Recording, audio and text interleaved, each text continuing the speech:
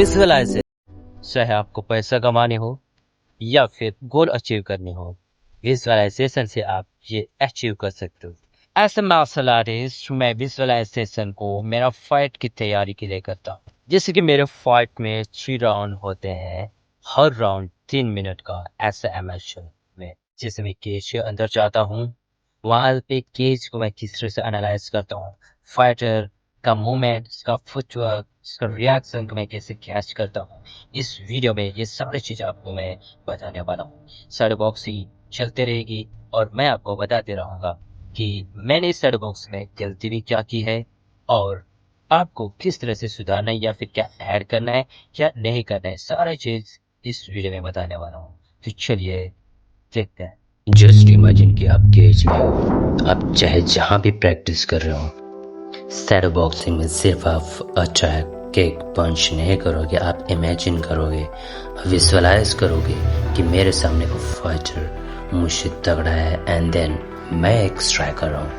अगर आप एक बीजेजे गाय हो या फिर रेसलर हो तो आपका जो इमेजिनेशन है, विजुअलाइजेशन या फाइटिंग का जो प्लान है वो अलग रहेगा।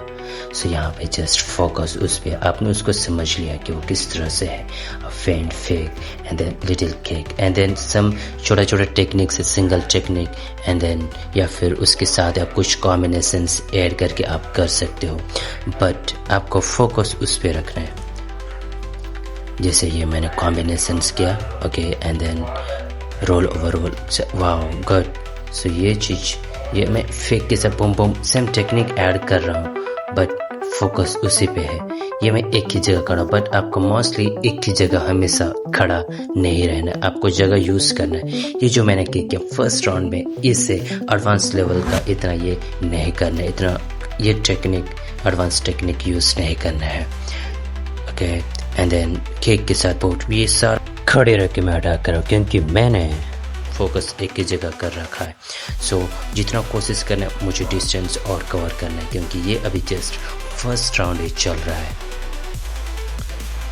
हाँ ये देखो, ये बहुत गलत है। फर्स्ट राउंड में इतना एडवांस लेवल का खुद का स्टैमिना को लॉस नहीं करना है, खुद को मजबूत रखना है and then keep calm, time लेना है, ओके। एंड ज़्यादा एग्रेसिविटी फर्स्ट राउंड पे नहीं होना है, अपने इमोशंस पे काबू रखने हैं। फर्स्ट राउंड में अपनी सारी टेक्निक्स सामने वाले को नहीं दिखानी है। सो सेकेंड राउंड में मैं मोस्टली ये कोशिश कर रहा हूँ कि मैं पंचेस से मैं ही ज़्यादा करूँ, लेकिन उसके साथ मैं कुछ एडवांस टेक्निक यूज़ करूँगा। जो मेरा फेवरेट है वो है किक, ये स्पिनिंग हो सकती है या फिर साइड किक हो सकती है या फिर जंपिंग के साथ नी भी हो सकती है। तो आप उसी तरह से बनाइए जैसे आपका फेवरेट है। मेरा फेवरेट है किक करना, ओके। जितना भी मैं punches and then body movement को, हेड मूवमेंट को यूज़ करूँ और उसके साथ ही मैं किक ज़रूर ऐड करता हूँ। तो उसी तरह भी आपको आपका फेवरेट टेक्निक्स को आपको ध्यान रखना है।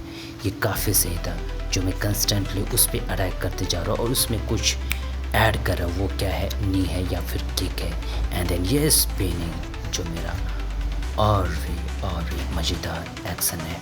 सो आपको समझना है कि ये भी समझना है कि आप केवल फाइट जीतने के लिए कर रहे हो या फिर सच में आपको भी ऐसा है कि लोगों के बीच अपनी छवि बनाना है। सो मैं यही ट्रिक्स यूज़ करता हूँ।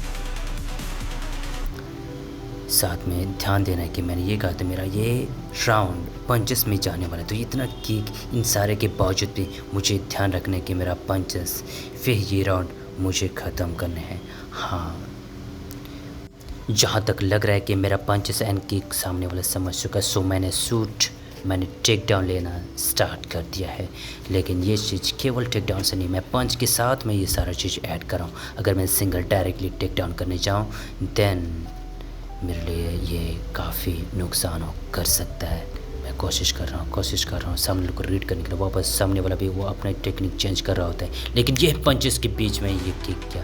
सो ये समझ सामने वाले को झांसा दो, ये करो, बट तुरंत वापस नेक्स्ट टेक्निक जिसमें आप माहिर हो उसे यूज़ करो। ये एंड वापस तो उनको भी ये समझ में आएगा कि सामने वाला ये दिखा रहा है बट खतरनाक है थोड़ा। जितना भी अच्छे फाइटर हो थर्ड राउंड में हो, उसका focus level, stamina and strength बाकी 2 राउंड से स्लो हो जाता है, लेकिन यहाँ पे अपने फोकस को हाई रखना बहुत ज़रूरी है। सो इस राउंड में मैं पंचेस के साथ में टेक डाउन पे, सो मोस्टली मैं ग्राउंड पे फोकस कर रहा हूँ।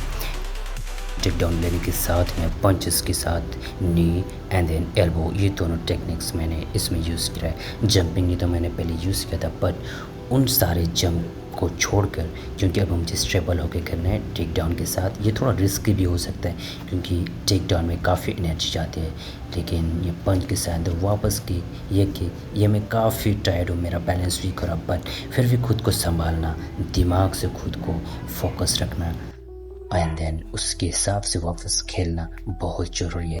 जब हमारा शरीर में सही एनर्जी एंड स्टैमिना होती है तो दिमाग अच्छे से काम होता है, लेकिन इन सब के ना होने के बावजूद हमने अपने दिमाग को फोकस में रखा तो विनिंग अपनी है।